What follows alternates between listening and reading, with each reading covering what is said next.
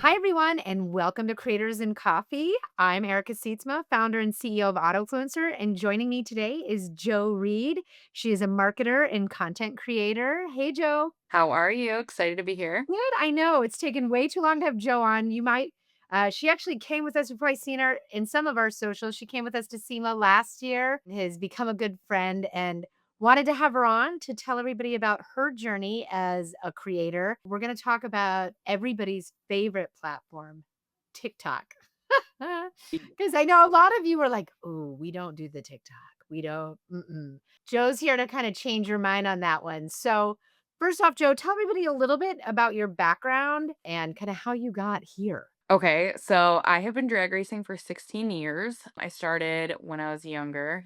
I'm not going to let you do the Ah, math, but so my parents own a performance shop that was mostly Mustangs like growing up, and then my dad branched out and I've just always been super into cars and doing stuff with him. And then we had a friend that did YouTube when I had a CTSV before my Mustang. I just thought it was like the craziest world. Like, oh my God, social media is so strange. I bought an 18 Mustang in 18. I knew I was going to document it and make it fast and all those kind of things. So I was like, maybe we should like dabble in it. And then what really made us do it is my husband has a 94 that we coyote swapped, but we also put a 2018 interior in it. It evolved as all car projects do. So it was supposed to just be stock and stock transmission in it and this, and now it's a face-plated ported Whipple race car. So he just won his first event. So it's pretty exciting to see where that car has like evolved from. So we started doing socials on there. And then when TikTok came out, we really dove into that. And that has become that. And Facebook's coming up on my favorite. Like it's worked its way up. So yeah, we are only drag racing. I don't know why I say mostly, but building and drag racing stuff. that's awesome. And when we first met, and I just want to segue a little bit before we get to the TikTok convo, and we can touch a little bit on Facebook because we've heard that from a lot of creators and talk a little bit about the why there. When we first met, you had kind of taken a little pause on some of your social. I mean, you were still posting, but I've definitely noticed an upswing in your content, so much more content. Talk a little bit about what that was like, why you took a little bit of a step back, and then kind of why now you're back into it. So this is gonna get pretty like on a really personal level. I actually had a really big house flood. Mentally, I was not there. Yeah. That was the last thing on my mind was posting. Two, we did not live in our house. So working on the cars, we would like have to leave the hotel we were at to come home. So for us, a lot of times it was just like, just get it done. Just did it. I don't want to film, just get it done. Right. And then also I had really bad mold exposure that I just figured out this year, but I've gained a lot of weight and I just was not myself. I did not want to be on camera. I didn't want to talk. I didn't feel like myself. So I knew that it wasn't coming off in my videos. So I took a big break just to like mentally collect myself again. We weren't really doing a lot too. So like that's one thing with like racing and like content. You have to decide like how much you're going to actually put out there. So like people you work with when their parts have issues, you're like in a moral dilemma of like, well, do I keep working with them? Do I talk about the issues? So I had a lot of issues wrapped up into a big sponsorship as well. So for me, I was like, you know what? I'm just going to take a break. And then when I mentally am ready, I'll come back to it. And it kind of helped me to learn that I do actually really love it. Like I Oh, wasn't doing it good. just because I had to. It was like, I want to go back because I just, I love interacting. And I know that sounds kind of insane, but sometimes people word things and people's comments are so funny that that one funny comment like just makes all of it worth it. Yeah. Well, and I found thanks to you, you've helped open my eyes to TikTok. And thanks to you, the comments on TikTok are hands down the best of any platform. They are. Hands They are. down. It's like the best of the internet and like the cleverest of the internet. And then I'll say talking to Facebook, besides X, Twitter, come on, let's call it Twitter. But besides XE Twitter, which I do think has the trolliest people on the internet, Facebook is a very close second, man, of just the weird troll-like behavior that comes out, and so I'd be curious if you get it a lot as a woman. A lot of we have a few creators we're friends with, Annie's VW, who's been on Creators and Copy, Annie Van Norman, and she did a VW build, first time DIYer, it was really awesome, and she'd only been Instagram, went to Facebook and saw like you're saying, a big growth on Facebook is definitely optimizing the algorithm for content creators because I think they realized they became the lame platform somewhere along the way, and so they're like, "Oh, shoot, we need content, we need to be cool again." So they're optimizing very heavily, but her comments, she'll post them on Instagram, not on Facebook, and the comments she just gets on Facebook, she's like, "I just can't." Like, Yeah. It's an interesting world on Facebook. You're like, "Who are you people?" Like, where are you coming from? why? Why? And I will say, I think some of it is a little bit the demographic that's on there. It's like my mom's demographic. And like Yeah. whenever my mom even like posts on my content, I'm like, like, I'll get screenshots from at least one of my cousins who are like, dude, your mom. I'm like, I know, it's so painful. It's They're trying. like I'll be She's with her in the trying. same house or something, and she'll like be posting on my Facebook, and I'm like, oh, ma.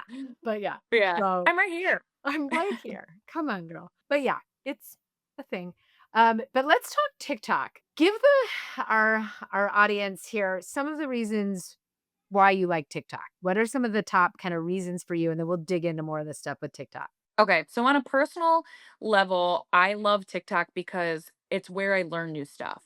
Like, I just scroll through and I'm like there's things like how to use the back of a sponge or how to use this, and I'm like, have I actually, this is, you'll think this is funny. So I watched this girl with hair growth, and so she basically said when your hair is longer, what you need to do is you need to like split it like this and then you wash the top. And she's like, "Do you ever have like this really itchy feeling all the time and like the doctor says it's nothing's wrong?" And I'm like, "Yeah."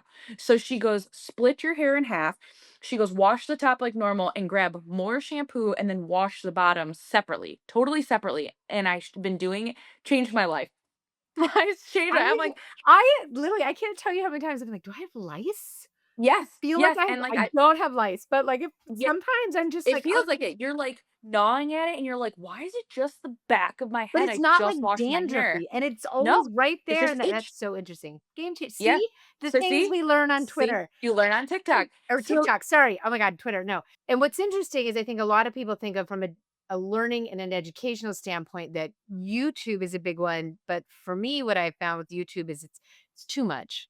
I don't yeah, need to I feel watch the a same way. 35-minute video to learn that little tip because if it was on YouTube, they would drag that shit out for Yep. 35 minutes and, and you'd be like, "Oh my god, get to the point," like, I can't. Right, right, because 'cause you're, like, looking through it and you're like, YouTube doesn't serve you stuff like that. Like, when I'm scrolling and she goes, "You're washing your hair wrong," and I'm like, "I'm sad. Let's talk." Yeah, Like, otherwise, like, you're not served stuff like that on anything else. And, like, you can say, "Oh, well, Instagram has Reels." You know what I see on Instagram Reels? Only car stuff. At least with TikTok, it, like, it gives you, like, a little interesting stuff. Like, I follow a lady who makes her own Halloween decorations. right. But I wouldn't have seen that lady if I had been on Yeah, any other platform. yeah, So you see a lot of that stuff more, and that's why I've always been more drawn to it because it's just the most interesting way. Like, my TikTok probably knows me now, but it knows I have a dairy allergy. So, like, I go through it and I'm like, "Oh, vegan version of this," or, "Oh, your non-dairy version of this that still tastes good." And I'm like, "Perfect. yeah, I needed a new dessert for the party I'm going to," you know? So, like, that's why I've always, like, on a very personal level, been very intrigued by it. But for a business aspect, the growth is the best of all the apps. Like, the growth is insane. But two, think about news that you've heard recently. You probably heard it on TikTok. You probably heard about, like, with me with everything going on with Cracker Barrel because not only am I in marketing, I love it. Like, I love knowing the scandals. So, like, where else do you learn about these scandals? You're not really learning about them on YouTube because by the time they go right. up, this 40-minute video talking about it, it's already a day later. TikTok, you can just so quickly hop on there and be like, "Hey, did you guys just see that new Dodge that got unveiled? Yeah, what do we think about it?" And it's quick and it's fast and people are talking about it. So for me, I think mostly the growth, the organic growth, the awareness, and just the overall like fastness of it is Yeah, what's made it so superior to everything else. yeah. It's interesting you say that. I mean, people still have this misconception of Twitter. It's the dancing app, right? They don't realize how much it has really become the new how-to app and quick bites, and people be like, "Oh, well, as a generation or as a society, like, we're too much on these quick fix, like we need our content in 90 seconds. Okay, yeah, well that ship sailed. Like, I don't think that's going backwards. Like I'm that way and I'm in my mid 40s. If my husband tries to play a 30-minute video on YouTube, I'm like, I'm out. Like I can't. Like Same. I just can't. Same. Like he wants and I God love him, but like I'm nope, I'm out. And so, I do think from a how to, and I think it's just more efficient. Like it's a more efficient way, Yes. to learn things, and not to say like when it comes to news and things like that, fact check it. But the Cracker Barrel is an interesting example of their whole logo flip flop thing they've gone through.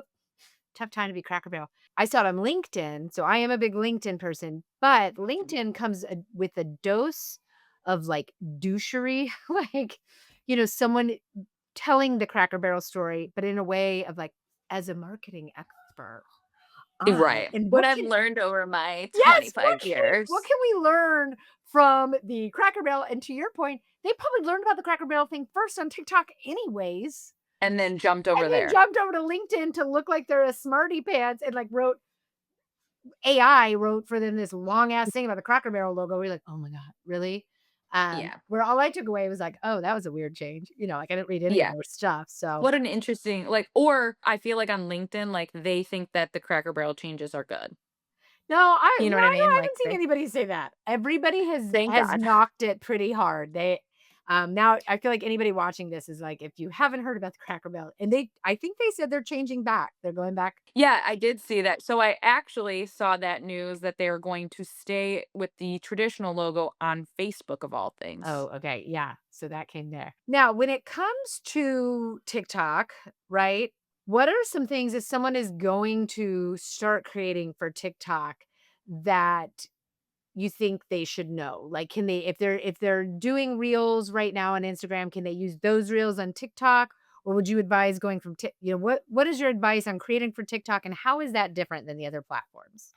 What I've always noticed is if it does well on, it's a short, trendy kind of burst on TikTok, it will do well on Instagram because it happened first and then you take it over there. But if it's a long form on TikTok, it probably won't do well on Instagram, but anything that does well on Instagram will not do well on TikTok. And that's what I've like tried to explain to a lot of people. They're like, "Well, I've grew so fast on Instagram." And I said, "Yeah, because your stuff is trending." Like you have to remember that TikTok is like FaceTiming your friend. Like we could put this conversation on TikTok. Like Right. this would be it's very friendly, it's very storytelling, it's very what you were doing today. And if you were to start in automotive today, this is what I've learned, and this is what I unfortunately stopped doing and then realized I needed to go back to. But you need to always do a minute in 1 second. You can do longer, but it has to minimally be that. And that will make you eligible to make money. So if you're constantly seeing people just doing the goofy trends or the dancing videos or whatever, and they're, oh, I'm not really getting anywhere, they push and prioritize 1 minute. So I was doing, and I was starting to tell you, but I'll tell them I have a TikTok advisor because TikTok is very much doubling down on automotive. So if you are not sure, this is your time. Basically, like what my advisor has told me is my best formatted videos, and they don't always have to be like that, but you know how the people who do the best always tend to have a style. He told me that the ones that I do really well is like like I've held something and be like, today we're installing this. Or a better one is like my favorite video I did was my husband has like a sail panel on his car and it comes off and people had no idea. Like all these comments were like, "Oh my god, there were bolts for that." Like I just ripped it off. So I was holding it and I was like, "Today we're did you know this sail panel comes off?" And then you go into that.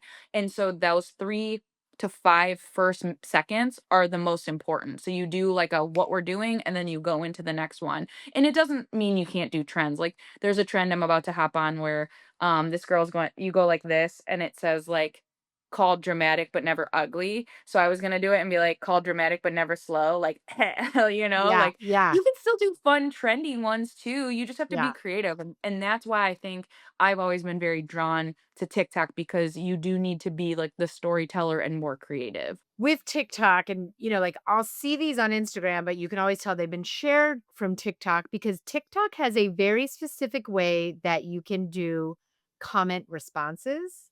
They've got that Yes. little element you can do on your Yep. thing, and so when those get shared to Instagram, I always know they came from TikTok, even if they remove the little TikTok bloopy thing. talk a little bit about that because engaging and calling out certain comments or questions very specifically and using that feature seems to do really well, and not just on TikTok, but on Instagram as well.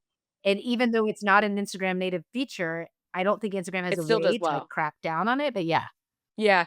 So it's funny that you asked because I asked my advisor about that today because the replying back to comment videos, like the last couple ones I've done, haven't done as well, or they have low views, but they've really great engagement. So I'm gonna use an example. My supercharger came back from Whipple damaged pretty bad, and I did a video talking about how FedEx dropped it multiple Yeah, times. I saw that, yeah.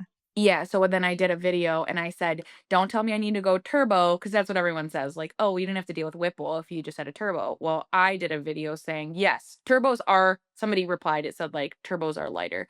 So I said, "Yes, you are not wrong, turbos are lighter." And then I kinda went into why I love Whipple so much, like, sponsored by them, they're a household name, my dad only tunes Whipples, and it did really well because then every person wants to be like, "Oh, yeah, well, maybe it's something you can aspire to," or, maybe when you push that Whipple, or you can take us through your journey of why you like the blower. And then I talked about a little bit too is that I feel like people take their cars way too far. So it's like a multifaceted video, but I do feel like being able to reply does help a lot because you may have wanted to talk about a topic, but you weren't really sure how to like start it. Like, for example, I did one that worked out really well was because my husband's car looks like an S550 on the inside. I actually had one of my friends comment and say, "Are you sure that's an SN95 old Mustang?" They don't know that that was my friend that commented, and then I used that comment to then show his, like, interior and, like, talk about the swap. Yeah, yeah. So you can get creative So with it. It's okay to get creative. 100%. It's like I feel like that's why as a drag racer, it's good because we know how to, like, read between the lines, so I just read between the lines, "Hey, Erica, can you comment this really quick?" And then I reply to you. They don't know you're my friend. Sticking on, I feel like engagement with TikTok, do you feel like in TikTok, kind of similar to how like Instagram, and for those of you that do post on LinkedIn, LinkedIn is very much this way, but Instagram's got a lot of it too, where they reward you for engaging in line with the comments. Do you feel like that's as much of a thing in TikTok, is having to like engage in the comments with other people interacting, or not as weighted as heavy as some of the other platforms? I do feel like it's weighted as heavily. Okay. But for me, I actually enjoy the comments. Like there'll be some like once the video's gotten too far gone, like because you can always tell that they go in waves that yeah, on any platform. Like the first section is like the people who care about you. The second section is people who are intrigued, like they Right. want to ask questions, and then it goes to like the rude people. So once it hits the rude, I'm like, yeah, I'm not replying anymore. A lot of times I like to because one, it gives me ideas for more videos because people might not understand.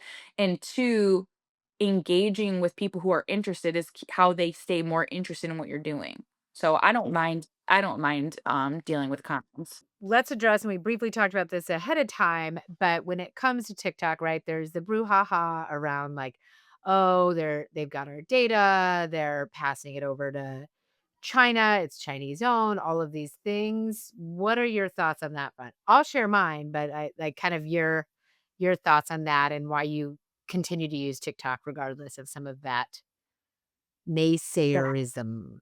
Yeah, I just feel like we live in a world where it's all out there anyway. You can find out where somebody lives, you can find their location, like you can find all of that anyway. I mean, if they really want to know what size Vans I wear and I bought on TikTok shop, then like have at it. I'm a size 10, like you know what I mean? Like what are they using? Yeah. It's no different than anything else. First off, how many people actually read the social media updates? When Instagram sends you a thing that says our guidelines are changing, you just hit okay. I've read those guidelines. Those guidelines are exactly the same as TikTok guidelines, basically saying that when you post on there, they own the image and they own this and Yeah. they can search through your own stuff and they have the backlog of that. So it would take a lot for somebody to prove to me that it was really any different. And I'm aligned with that, and I actually just recently read, if anybody wants to geek out, the book Careless People, and it'll make you not wanna use Facebook and Instagram. If I didn't have to for work, they Yeah. are no better, and you better believe they are giving data. Like, China for Meta is a huge country, Yeah. and they wanna be there really bad. So bad that they would lax up on some of their data policy, pretending like they're not though. And if any of those, they can buy ads and target people in the United States from China. They can run ads and target you based on all that data Facebook already has. So it is, very much to your point, it's all out there. Yeah. It is from a security standpoint, I do obviously as part of our company's job, we follow a lot of influencers. I don't know if you've used this tool. I'm actually thinking about using it. But there's a tool out there. If you've used it, I'd love to know, called Delete Me.